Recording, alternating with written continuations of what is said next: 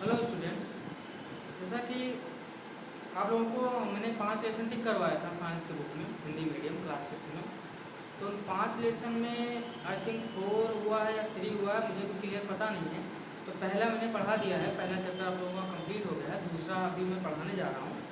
और आपका जो टिक लगवाया है उसमें कौन सा छूटा है क्या है, जब वीडियो जाएगा उसके थ्रू आप कमेंट बॉक्स में हमें बता दीजिएगा कि कौन सा छूटा है, कौन कौन सा हुआ है, क्योंकि हमें भी पता है। तो हम आज आपका दूसरा लेसन स्टार्ट कर रहे हैं, इसका सभी लोग ध्यान से पढ़ें। दूसरा लेसन आप लोगों का भोजन के घटक। आइए पढ़ते हैं। अध्याय 1 में हमने उन खाद्य पदार्थों की सूची बनाई थी जिन्हें हम खाते हैं। भारत के विभिन्न भागों में खाए जाने वाले भिन्न भिन्न व्यंजनों के बारे में भी हमने बताया था, इन्हें मानचित्र में अंकित किया। इस प्रकार के भोजन में चपाती, दाल और बैंगन का भरता हो सकता है, तो दूसरे में चावल, सांभर तथा भिंडी हो सकती है। इसके अतिरिक्त अन्य भोजन में अपम, मछली तथा सब्जियां भी हो सकती हैं। आमतौर पर हमारे आहार में अन्न से बना कम से कम व्यंजन होता है। दूसरे खाद्य पदार्थों में दाल या मांस का कोई व्यंजन तथा सब्जी हो सकती है। इसमें दही, मुट्ठा तथा अचार भी शामिल हो सकता है। इस तरह के आहार के कुछ उदाहरण सारणी 2.1 में दिए गए हैं। अध्याय 1 में प्रस्तावित क्रियाकलाप 2 में आपके द्वारा सारणी में दर्शाए गए व्यंजन छांटना है। इस सूची में कुछ अन्य व्यंजन जोड़िए तथा इसे सारणी 2.1 में दर्शाई गई विधि से पूरा कीजिए। कभी कभी हम अपने भोजन में वस्तुतः इन सभी व्यंजनों को नहीं ले पाते। यदि हम यात्रा में हों तब हम वही खा लेते हैं जो रास्ते में उपलब्ध होता है। हम में से कुछ लोगों के लिए यह संभव नहीं हो पाता कि इस तरह के विविध व्यंजन हर समय खा सकें। आहार में विभिन्न खाद्य पदार्थों के इस तरह के वितरण का कोई ना कोई आधार होना चाहिए। क्या हमारे शरीर को विशेष प्रयोजन के लिए विभिन्न प्रकार के भोजन की आवश्यकता होती? उसके बाद आगे दिया विभिन्न प्रकार के खाद्य पदार्थों में क्या होता है। हम जानते हैं कि प्रत्येक व्यंजन एक या एक से अधिक प्रकार की कच्ची सामग्री से बना होता है, जो हमें पादपों या जंतुओं से मिलते हैं। पादपों यानी कि पौधों से।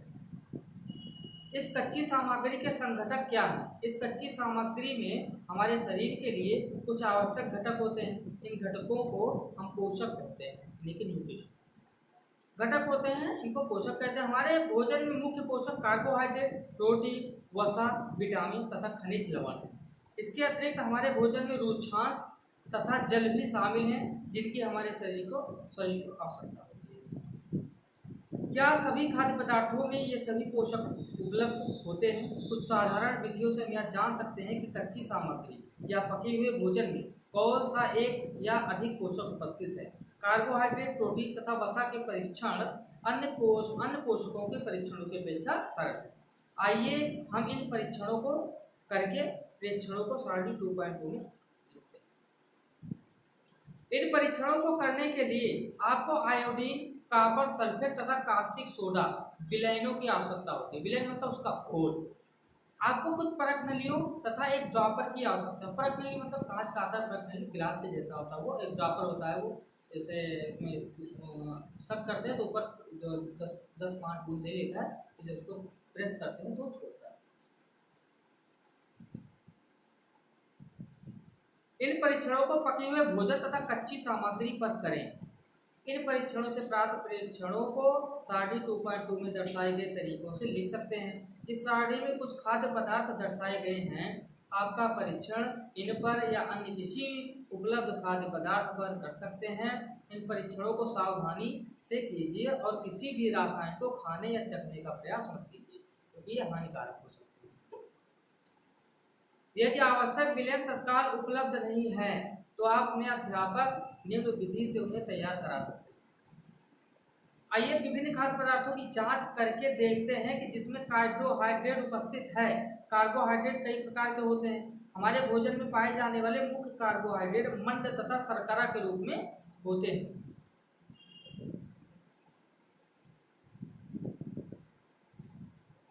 यदि किसी खाद्य पदार्थ में मंड है तो हम इसका आसानी से परीक्षण कर सकते हैं। मंड के लिए परीक्षण कैसे करेंगे? परीक्षण के लिए खाद्य पदार्थ या कच्ची सामग्री की अल्प मात्रा लीजिए। मतलब खाद्य पदार्थ कोई पका हुआ भोजन या कच्चा भोजन ले सकते हैं आप। इसमें तन आयोडीन विलयन की 2 या 3 बूंदें डालिए। खाद्य पदार्थ के रंग में होने वाले परिवर्तन को देखिए, क्या यह नीला या काला हो गया, या नीला या काला रंग मंड की उपस्थिति दर्शाता है। अगर ब्लैक ब्लू हो गया यानी कि नीला और काला हो गया तो इसका मतलब ये है उसमें कार्बोहाइड्रेट, मंड एक कार्बोहाइड्रेट का हिस्सा मतलब मंड है तो मतलब कार्बोहाइड्रेट है। बैंगनी रंग का हो गया, बैंगनी रंग खाद्य पदार्थ में प्रोटीन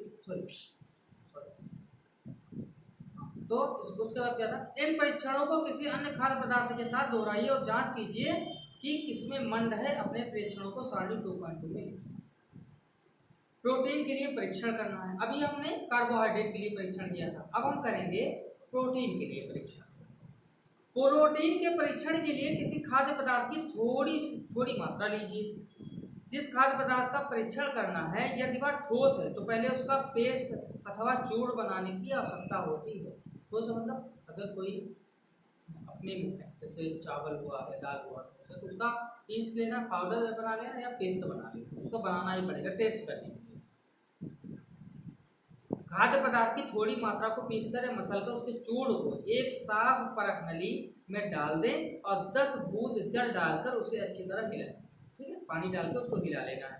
अब ड्रॉपर की सहायता से परख नली में 2 बूंद कॉपर सल्फेट का विलयन, 10 बूंद कास्टिक सोडा का विलयन डालिए। अच्छी तरह हिलाकर कुछ मिनट के लिए परख नली को रख दीजिए। आपने क्या देखा, क्या परख नली का पदार्थ बैंगनी रंग का हो गया। बैंगनी रंग खाद्य पदार्थ में प्रोटीन की उपस्थिति दर्शाता है। वायलेट कलर जो है, बैंगनी कलर जो होते हैं, अगर उस कलर उसका चेंज हो गया तो मतलब ये है कि इसमें प्रोटीन है। अब आप इस परीक्षण को किसी दूसरे खाद्य पदार्थ के साथ दोहरा सकते हैं। वसा के लिए परीक्षण, वसा मतलब फैट। खाद्य पदार्थ की अल्प मात्रा लीजिए। खाद्य पदार्थ भोजन, इसमें एक कागज के टुकड़े में लपेटकर कूटिए। ध्यान रखें कागज फट ना जाए। अब कागज को सीधा कीजिए और ध्यानपूर्वक देखिए क्या इस पर तेल के धब्बे हैं। कागज को किसी प्रकार के प्रकाश के सामने लाएं। क्या आपको इस धब्बे से होकर आने वाला धुंधला प्रकाश दिखाई देता है। कागज पर तेल का धब्बा खाद्य पदार्थ में वसा की उपस्थिति दर्शाता है। मतलब सादा पेज है वाइट कलर का और उसमें थोड़ा अगर लग रहा है आपको धब्बा जैसा दिखाई दे रहा तो मतलब ये इसमें वसा है।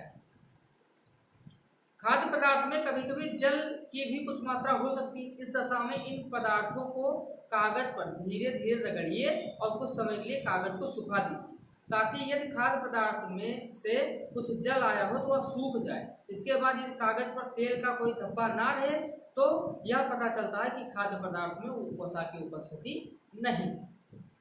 यह परीक्षण क्या दर्शाता है, क्या वसा, प्रोटीन तथा मंड उन सभी पदार्थों में उपस्थित है जिनका आपने परीक्षण किया है। क्या एक खाद्य पदार्थ में एक से अधिक पोषक तत्व उपस्थित होते हैं। क्या आपने कोई ऐसा खाद्य पदार्थ पाया जिसमें इनमें से कोई भी पोषक तत्व उपस्थित ना हो। हमने 3 पोषक कोशिकों कार्बोहाइड्रेट, प्रोटीन तथा वसा के लिए खाद्य पदार्थों पर परीक्षण किया था। विटामिन तथा खनिज लवण जैसे अन्य पोषक भी हमारे विभिन्न खाद्य पदार्थों में उपस्थित रहते हैं। इन सभी पोषकों की हमें क्यों आवश्यकता होती है। अब उसके बाद है विभिन्न पोषक हमारे शरीर के लिए क्या करते हैं। कार्बोहाइड्रेट मुख्य रूप से हमारे शरीर को ऊर्जा प्रदान करते हैं। वसा से भी ऊर्जा मिलती है। वास्तविकता यह है कि कार्बोहाइड्रेट की तुलना में वसा की समान मात्रा से हमें अधिक ऊर्जा प्राप्त होती है। मतलब कार्बोहाइड्रेट अगर है वसा भी है तो वसा से हमें ज़्यादा एनर्जी मिलती है कार्बोहाइड्रेट से। वसा और कार्बोहाइड्रेट भोजन को ऊर्जा देने वाला भोजन भी कहा जाता है।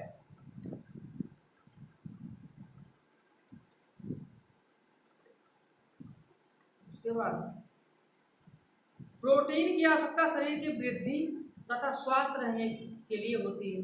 प्रोटीन युक्त भोजन को प्रायः शरीर वर्धक भोजन कहते हैं। चित्र 2.5 विटामिन रोगों से हमारे शरीर की रक्षा करता है। विटामिन हमारी आँख, अस्थियों, दांत और मसूड़ों को स्वस्थ रखने में भी सहायता करते हैं। विटामिन कई प्रकार के होते हैं जिन्हें अलग अलग नामों से जाना जाता है। इनमें से कुछ को vitamin A, vitamin B, vitamin C, vitamin D, vitamin E तथा विटामिन के नाम से भी जाना जाता है। विटामिनों को एक समूह को विटामिन बी कॉम्प्लेक्स कहते हैं। हमारे शरीर को सभी प्रकार के विटामिनों की अल्प मात्रा में आवश्यकता होती है। अल्प मतलब है कम मात्रा में, लेकिन सबकी आवश्यकता होती है। ए से लेकर के तक की सभी विटामिन की आवश्यकता होती है, चाहे थोड़ी ही क्यों हो। विटामिन ए हमारी त्वचा तथा आंखों को स्वस्थ रखता है। विटामिन ए की कमी हो जाएगी तो आंखों से कम दिखना, तो मतलब विटामिन ए के लिए हमें उनमें क्या क्या विटामिन ए में क्या क्या था वो हमें हरी सब्जियां होती है सब खाते रहना चाहिए। विटामिन सी बहुत से रोगों से लड़ने में हमारी मदद करता है। विटामिन सी जो है वो अम्ल है, वो खट्टे पदार्थों में पाया जाता है, नींबू हुआ, एक खट्टे में जो भी होगा विटामिन सी। विटामिन डी हमारी अस्थियों का हड्डी, अस्थियों और दांतों के लिए कैल्शियम का उपयोग करने में हमारे शरीर की सहायता करता है। विभिन्न विटामिनों से भरपूर भोजन चित्र 2.6 से चित्र 2.9 में दिखाए गए हैं। उसके बाद है हमारे शरीर को खनिज लवणों की आवश्यकता अल्प मात्रा में होती है। शरीर के उचित विकास तथा अच्छे स्वास्थ्य के लिए प्रत्येक खनिज लवण आवश्यक है। विभिन्न खनिज लवणों के कुछ स्रोत को चित्र 2.10 में दर्शाया गया है। अधिकांश खाद्य पदार्थों में से एक से अधिक पोषक होते हैं। आपने भी सारणी 2.2 में प्रेक्षणों को लिखते समय इस बात को अवश्य देखा होगा। फिर भी किसी कच्ची सामग्री में एक निश्चित पोषक की मात्रा दूसरे पोषकों की मात्रा से अधिक हो सकती है। उदाहरणतः चावल में कार्बोहाइड्रेट की मात्रा दूसरे पोषकों से अधिक होती है, मतलब चावल में कार्बोहाइड्रेट अधिक पाया जाता है। इस आधार पर हम कह सकते हैं कि चावल कार्बोहाइड्रेट समृद्ध भोजन है। इन पोषकों के अलावा हमारे शरीर को आहारी रेशों तथा जल की भी आवश्यकता होती है। आहारी रेशे रूक्षांश के नाम से भी जाने जाते हैं। हमारे खाने में रूक्षांश की पूर्ति मुख्यतः पादप उत्पादों से होती है। रूक्षांश के मुख्य स्रोत साबुत खाद्यान्न, दाल, आलू, ताजे फल और सब्जियां। रूक्षांश हमारे शरीर को कोई पोषक प्रदान नहीं करते, फिर भी यह हमारे भोजन का आवश्यक अवयव और इसका आयतन बढ़ा देते हैं। रूक्षांश बिना पचे भोजन को बाहर निकालने में हमारे शरीर की सहायता करते हैं।